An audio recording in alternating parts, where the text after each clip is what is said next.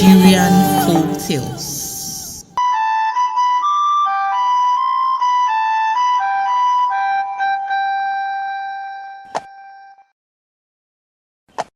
Once upon a time, there was a boy who lived in a village.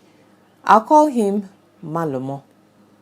His mother was a tie and dye textile maker, and his father a farmer.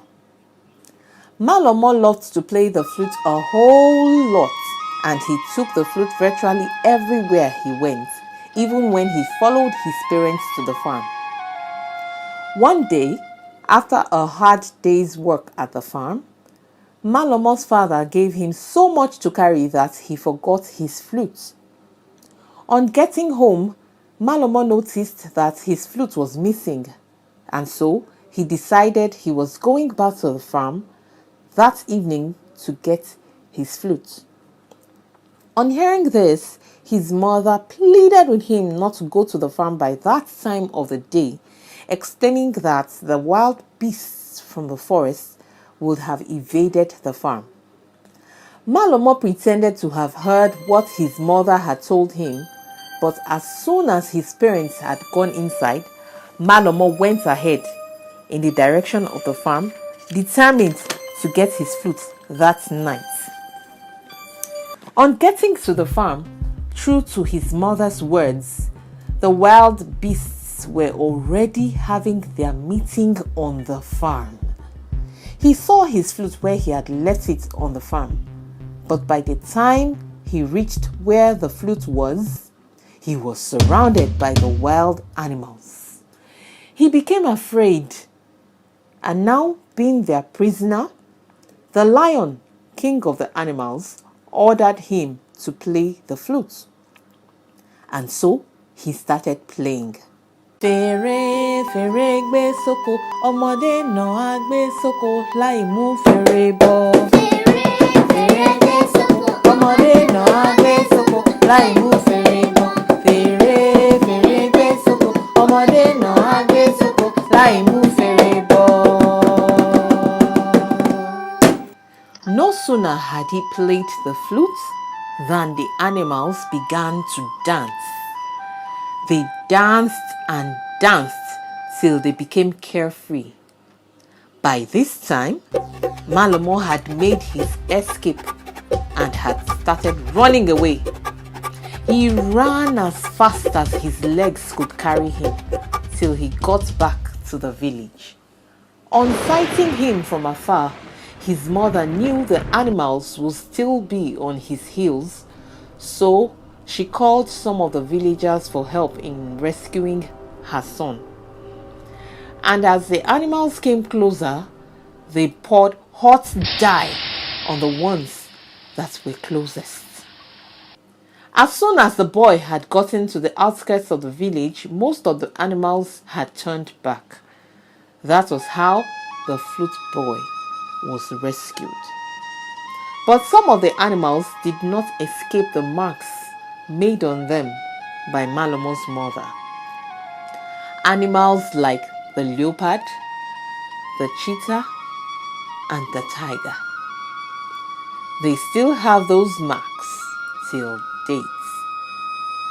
The end.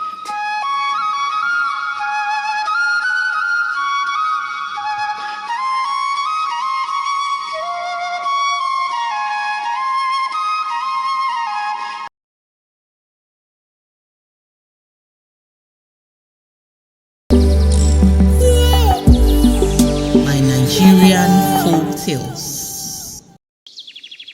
Tales, fables, and sounds of the Nigerian stories.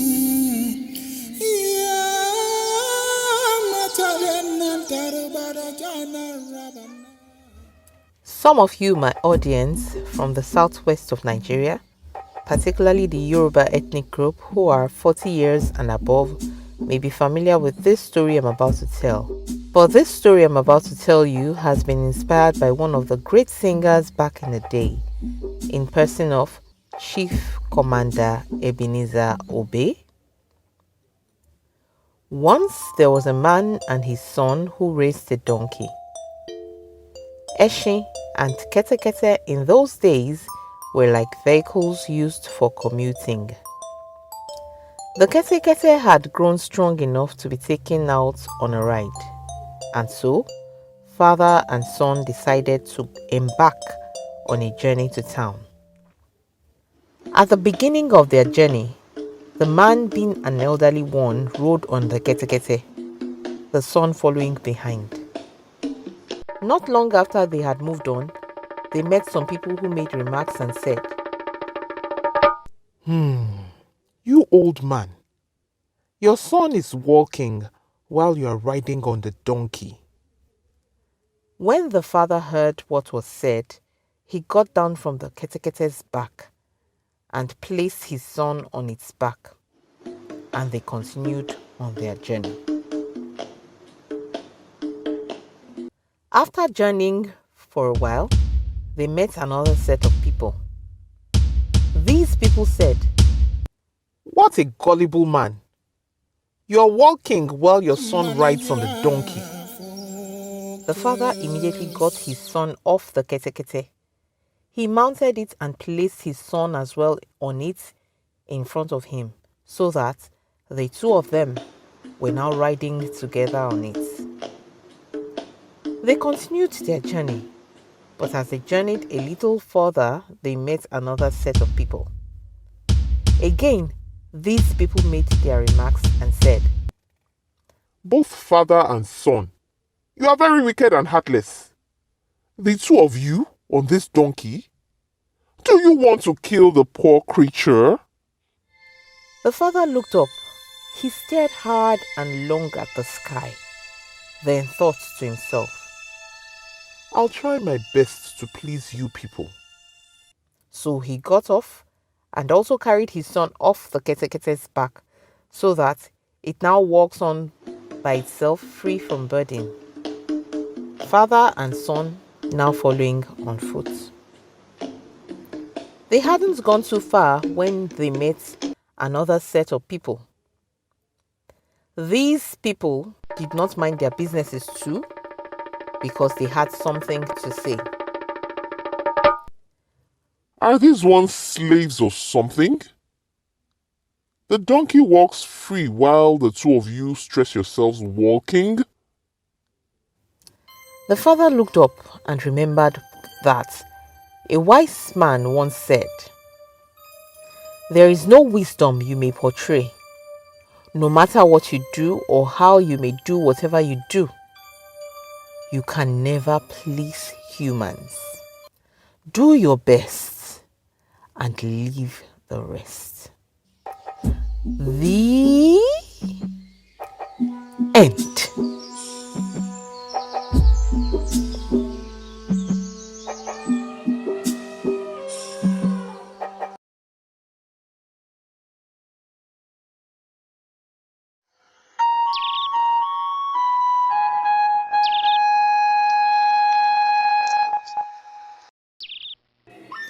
Once upon a time, an orphan girl named Ada lived with her uncle.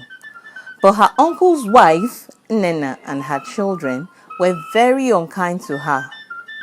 Nnenna had two children, Nkechi and Emeka. Nkechi and Emeka were very lazy as they hardly did any chores in the house. They made Ada do all the house chores alone, and yet they gave her little or no food. Sometimes they even sent her away when they were set to eat a delicious meal, and then call her back when they were through to come and clear the plates. Meanwhile, before Ada's mother died, she gave her an udara seed to plant and nurture. Her mother instructed her to always sing to the seed as it was no ordinary seed. So she planted the seed, sang to it, and followed all her mother's instructions. That was how she got her udara tree. So anytime Ada was starved by her relatives, she would go to this udara tree and sing. Udara muncha ndengele chara ene wehena ndengele Erin cherry, ndengele, echeta na-enweghị na ndengele. Achakararụ, ndengele, echeta na-enweghị na ndengele. Ụdara m ncha, ndengele, chara na-enweghị na ndengele. And so, the udara tree would drop plenty fruits for her to feed on. Over time, she took some of the fruits to the market to sell. A lot of people in the village patronized her because the udara fruits she sold were the sweetest in the village. This was how she was able to save some money for herself. Unfortunately for Nnenna, Ada's auntie, her business took a bad turn and their family became very poor. In a bid to feed one day, Nkechi, Ada's cousin, sang to the udara tree, but the udara tree did not yield to her voice because it was a magical tree that recognized only Ada's voice. By selling udara fruits, Ada became very rich and therefore was able to do other businesses that made her a wealthy merchant. She also became the breadwinner to her relatives, hence this song. Da da da nda onye puto ori nda da da da nda onye nocha naba nda da da da nda elu aborere nda.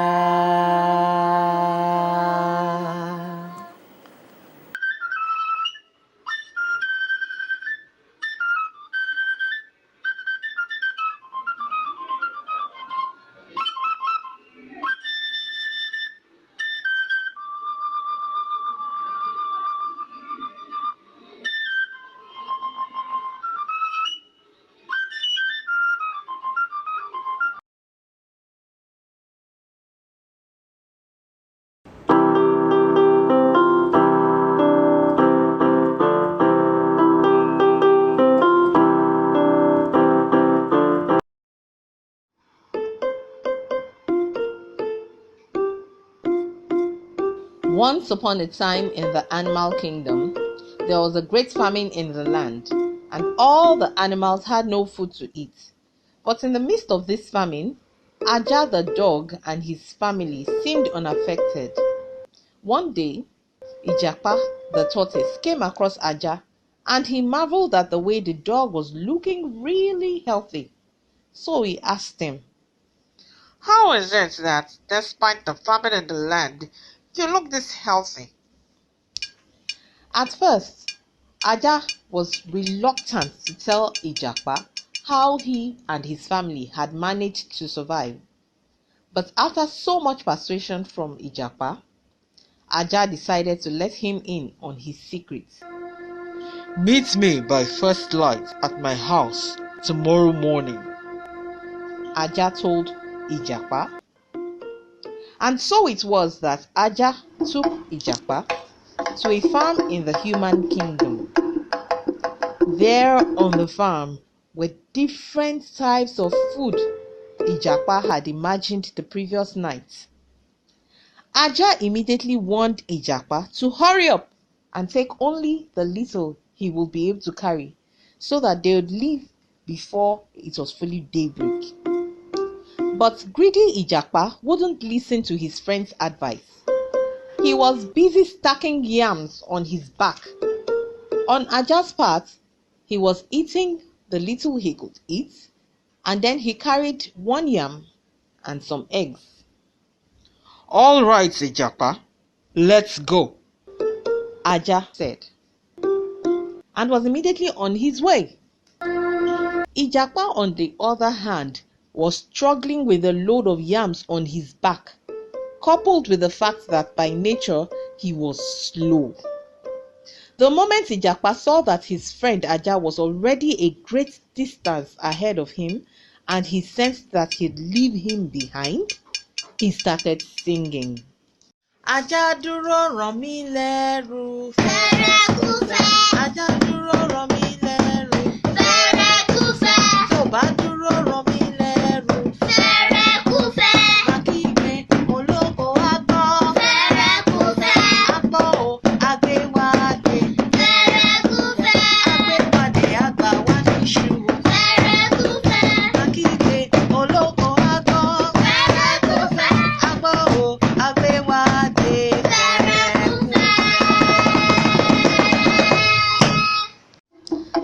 this time, Aja had gone very far, and by daybreak, the owner of the farm, Oloko, had come.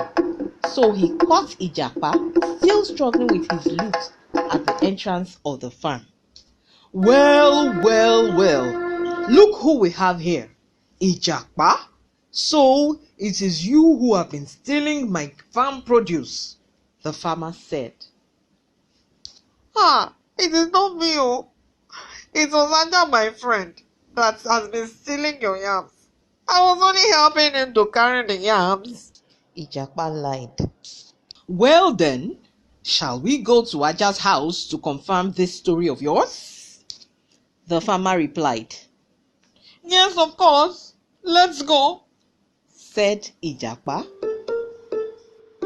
Meanwhile, on getting to his house, Aja had briefed his wife about his ordeal with Ijapa that morning, and therefore had instructed her to rub him all over with palm oil. He also kept 2 raw eggs in his cheeks, 1 on each side, so that by the time Oloko the farmer and Ijapa came calling, he was already lying down in his home pretending to be seriously ill. Aja had also instructed his wife on what to say when they came, and so, on arrival, when Oloko demanded to see Aja, his wife said, my husband has been lying on his sick bed for the past 3 days, she said. Come inside and see for yourself. Almost as soon as they entered to see Aja, Aja cracked one of the raw eggs in his cheeks and spat it on the floor. Oloko the farmer exclaimed, alas, I knew Ijapa was lying to me. How can this sick dog be an accomplice in this theft with you, Ijapa? How? Ijapa was left without any evidence to prove himself innocent, and so the king passed a judgment on Ijapa that he should be killed. The end.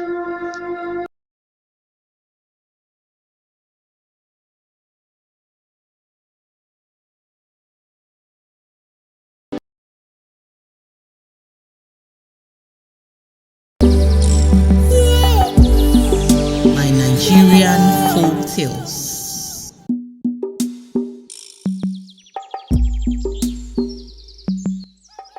Once upon a time, in a small village, a tiger from a nearby forest would often come to terrorize and prey on helpless villagers. These attacks were so rampant that the villagers decided to find a lasting solution to this problem by setting a trap to capture the ferocious tiger who goes by the name Ekun. And so, these villagers made a steel cage to trap the tiger and placed it on the path leading to the forest from the village.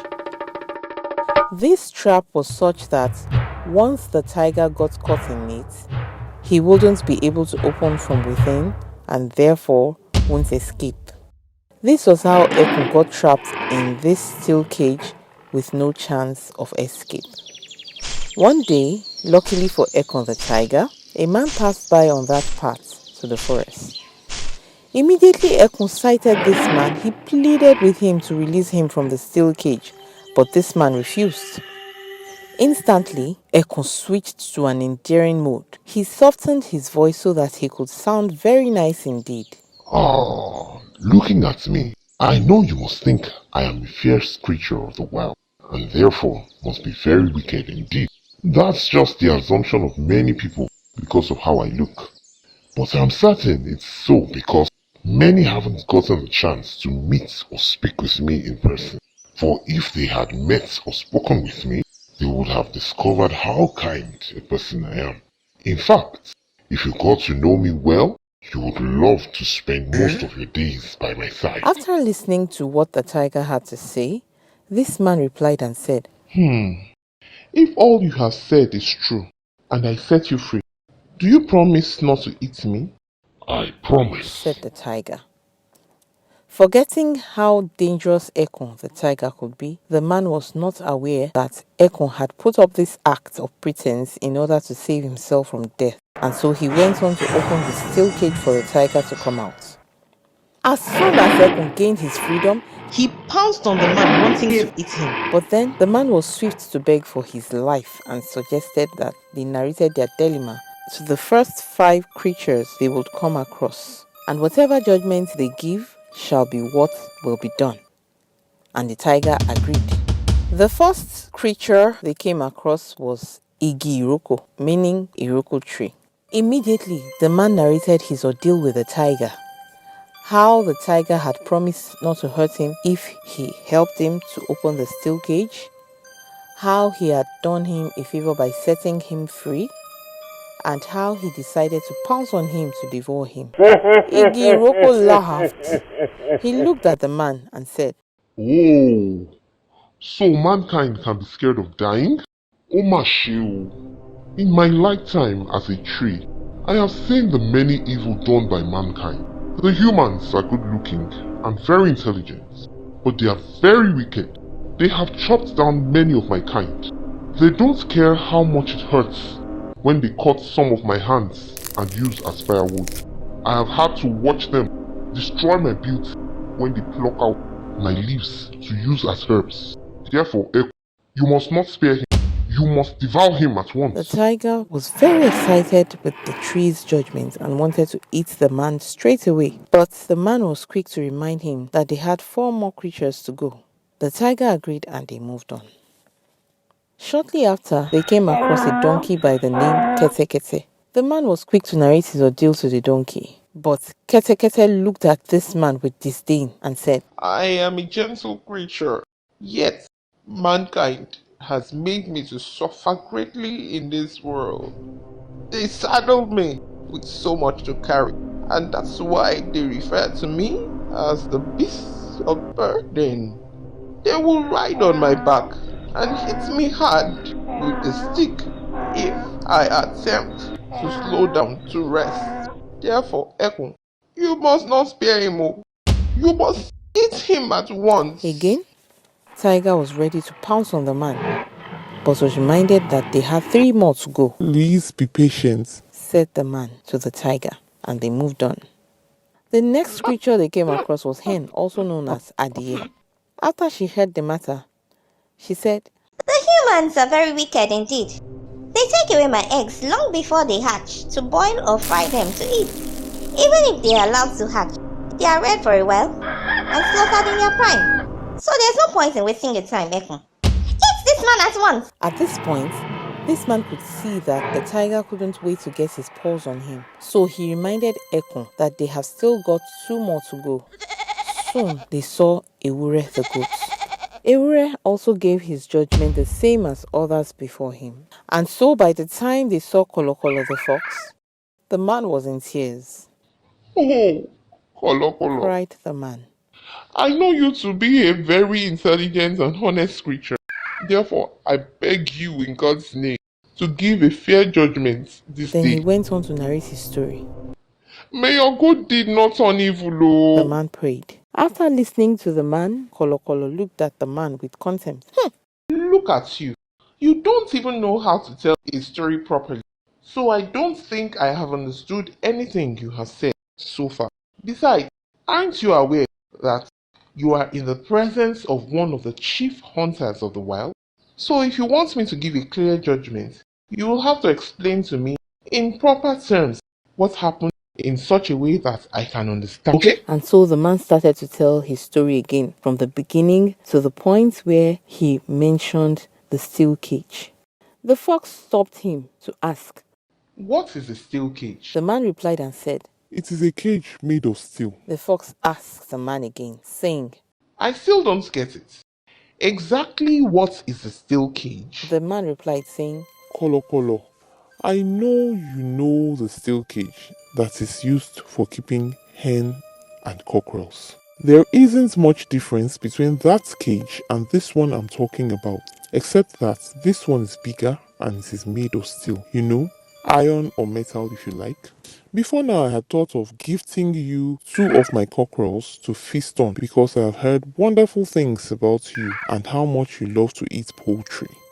I assure you that I haven't changed my mind and will still give you, if only I could escape from this terror by reason of your fair judgment. I hope you now understand what a steel cage is. The fox looked at him as though irritated and said, Gongoshu? Edidare? Oh, so you really think you could bribe me with a cockerel, Abi? Just so you know, if you don't take me to where the steel cage is, I still won't understand what you are talking about. So he turned to Ekun the tiger and said, My honorable chief of the wild, I crave your indulgence and understanding in this situation. I know that this man must be lying, and I would like to prove how gullible he is to have done so. I also know that by the time I shall give my judgment, it shall be my pleasure to witness how you shall devour him. If you don't mind, my excellency, can we all go to the place where the steel cage is stationed? The tiger happily replied, Kolo Kolo, you have spoken well. I will follow you to the steel cage. and so the 3 of them went there. When they got there, Kolokolo asked the man. Where exactly were you standing? The man pointed and said, Over there. All right then, can you stand there, please? The fox instructed the man, and the man stood there. Kolokolo faced Ekun and asked, My excellency, please, where exactly were you at the time? The tiger pointed at the steel cage and replied. Inside that cage. Then the fox replied, saying, My excellency, please, I beg of you, I am still finding it difficult to understand all this.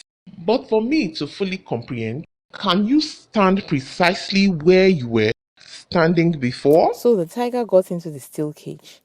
The fox then said, Aha! I think I am beginning to understand what He transpired. faced the man and said, You liar! You claim to have saved Ekun. How can he not save himself this way? The man replied, Actually, it was locked at the time. The How? fox inquired. So the man locked the cage and said, Like this. The fox spoke up again and said, And now you're certain that this cage is locked and he isn't able to come out again by himself? The man double-checked by shaking the door of the cage to confirm. Then he replied. Ekun can't come out now. The fox looked at the tiger for a bit. Then he burst out in laughter. Oh, you ungrateful tiger. Sorry, Ekun. That is where you will stay till the villagers come for you. Now, mankind, you are free to go.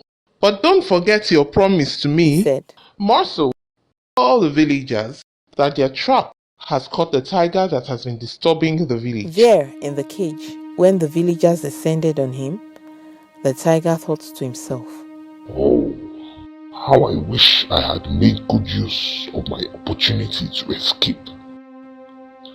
Ah, had I known. He sighed in regret. The end.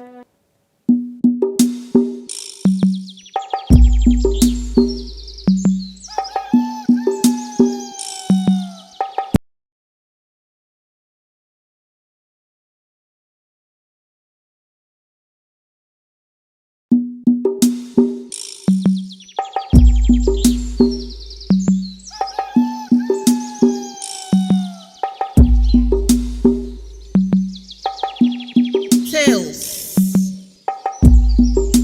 fables, and sounds of the Nigerian stories.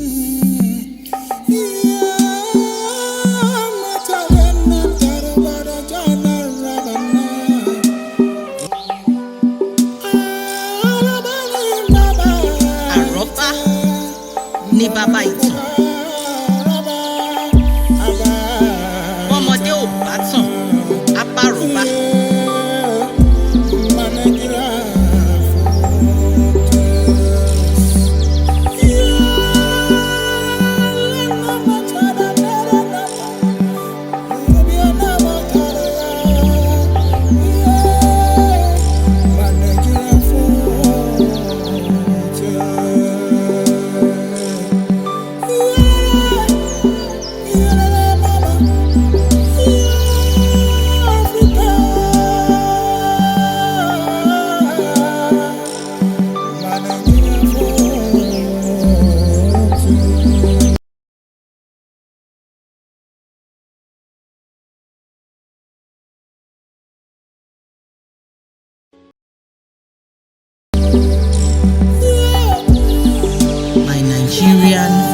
Folktales.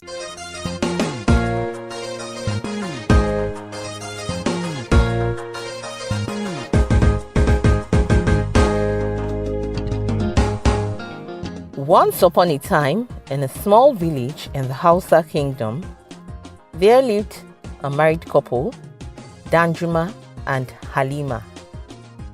Danjuma was a hunter, while Halima was a trader. She sold jewelries and clothes in the market.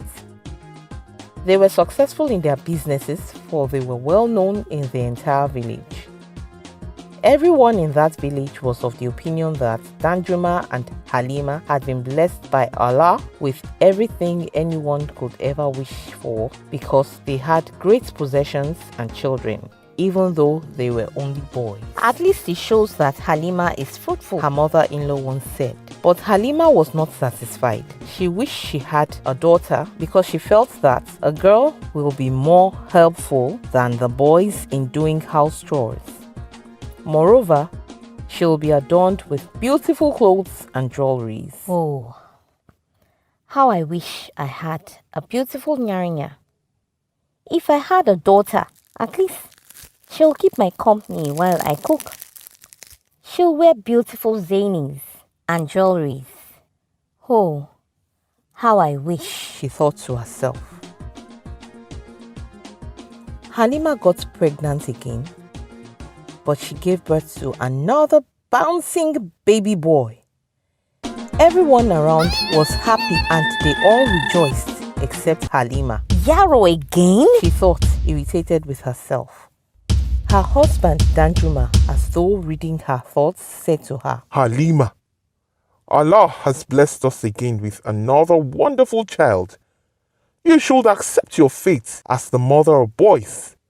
Perhaps Allah has destined for you to have only boys. Let's leave it at that.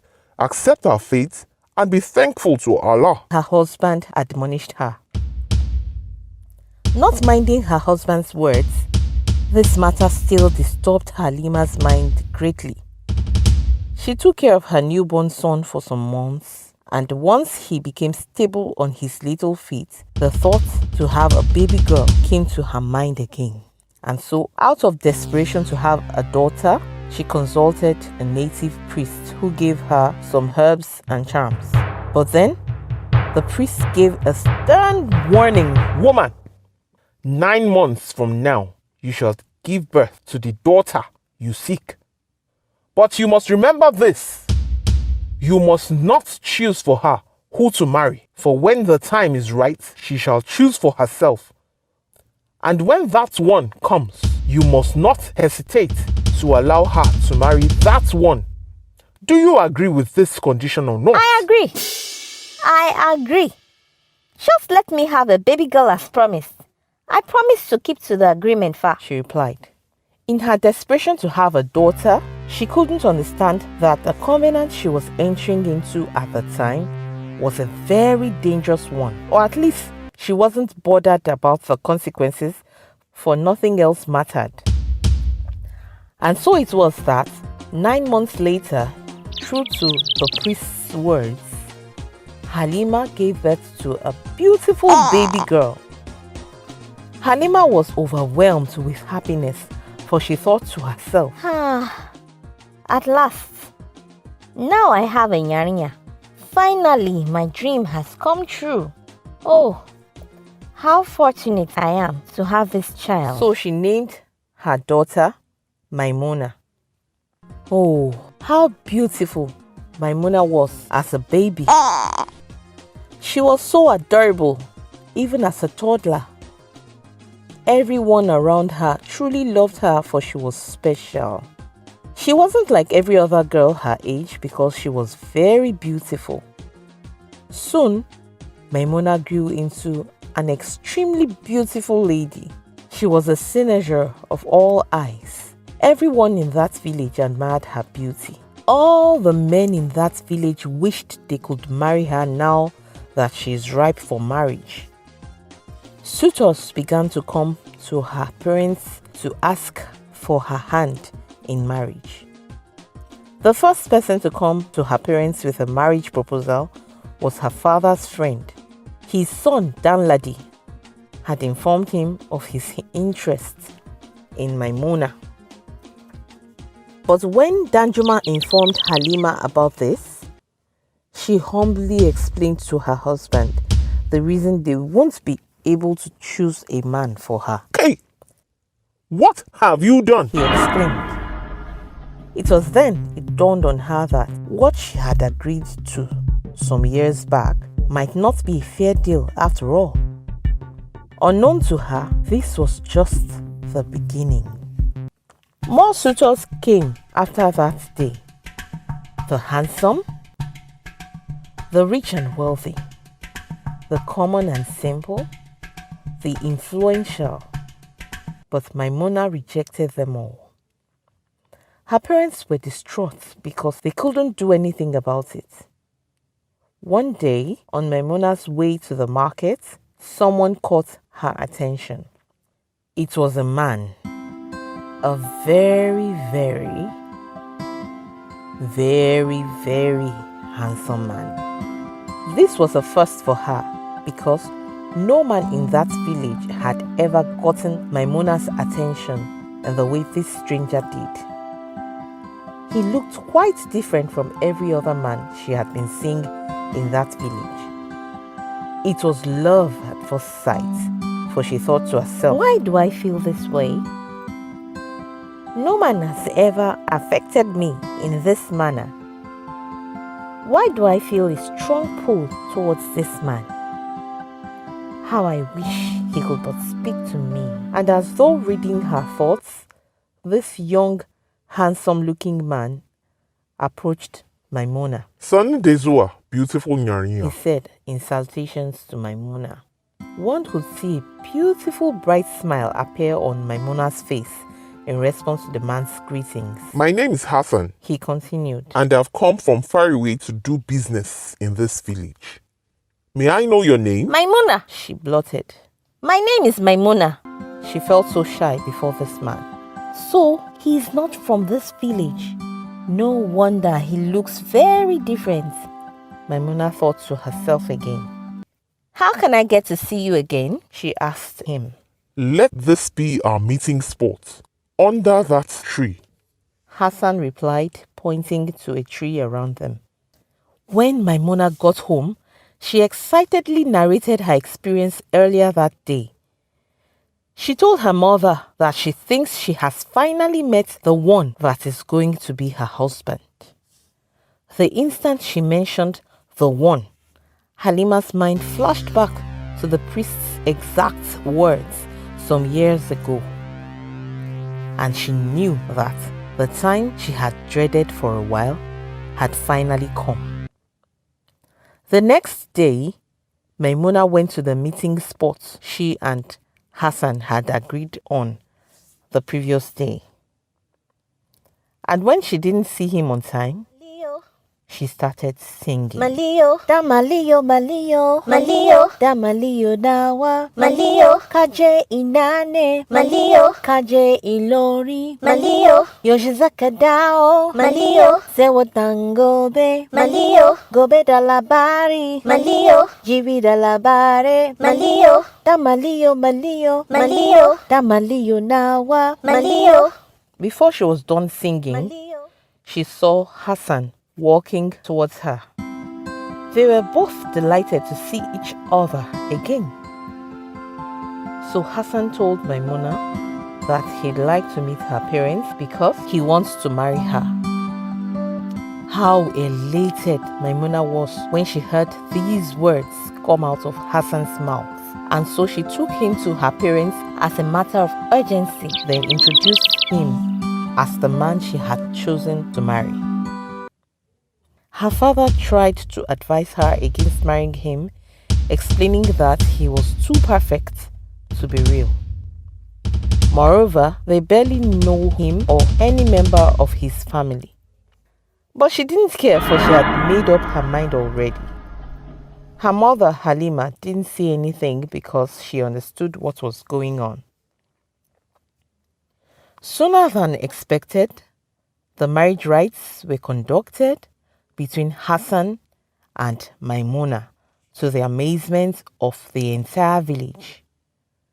Immediately after the marriage ceremony, the couple were set to embark on their journey to Hassan's hometown. With lots of gifts and many sad goodbyes, especially from Halima, Maimuna's mother, their journey began.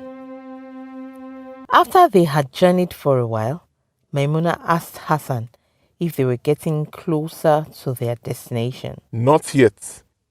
You know I told you I come from far away, he replied. At that point, Hassan told his new wife that they wouldn't be needing the camel and the donkey, but they will have to walk on foot thereon. They walked on for a while when Hassan suddenly stopped. Minini, what's the matter? Why have you suddenly stopped? Asked Maimuna. Hassan burst into laughter and replied, This is our destination. This took Maimuna by surprise. She looked around, observing that there was no hut and no human in sight. All she could see were grasses and few trees, and suddenly she became afraid.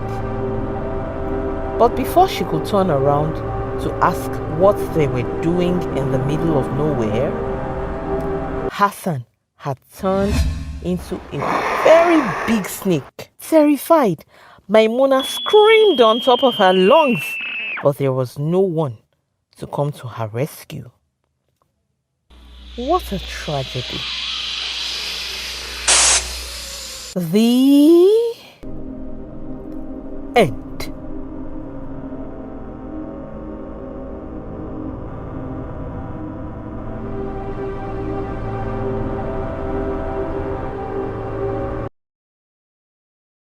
Tales, fables, and sounds of the Nigerian stories.